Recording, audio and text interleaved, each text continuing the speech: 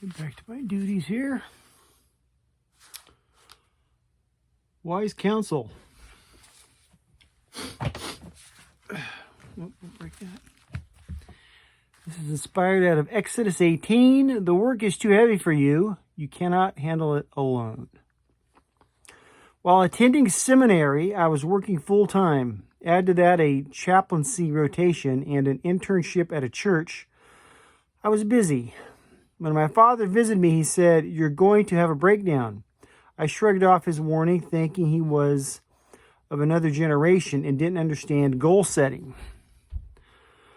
I didn't have a breakdown, but I did experience a very rough, dry season in which I fell into depression. Since then, I've learned to listen to warnings, especially from loved ones, more carefully. That reminds me of Moses' story.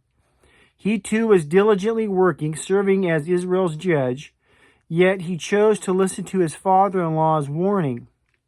Jethro wasn't in the thick of things, but he loved Moses and his family and could see trouble ahead. Perhaps that's why Moses was able to listen to Jethro and heed his advice. Moses set up a system for capable men from all the people to take on the smaller disputes. And he took the more difficult cases. Because he listened to Jethro, rearranged his work, and entrusted others to shoulder the load, he was able to avoid burnout during that season of life. Many of us take our work for God, our families, and others seriously, passionately even, but we still need to heed the advice of trusted loved ones and to rely on the wisdom and power of God in all we do. Whose voice can you trust to remind you to serve wisely? What mechanisms do you have in place to avoid burnout? When did you implement them last? I don't know, because I'm burnt out. I'll have to review that. Almighty God, thank you for allowing me to serve you in many ways. As I passionately care for others, teach me to also work wisely so that I'll have energy to do what you want me to do.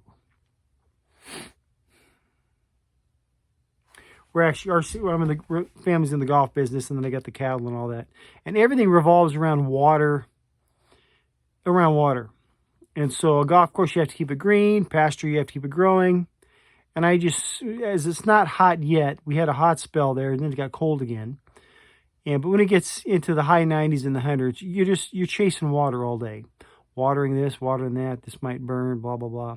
And that gets really stressful. That's about the only real stressful time of year ahead. And I think we're going to have a long summer too. I hate the summer. But I don't know how to get around it because we've done it our whole life. I don't know anything else. Love you. God bless.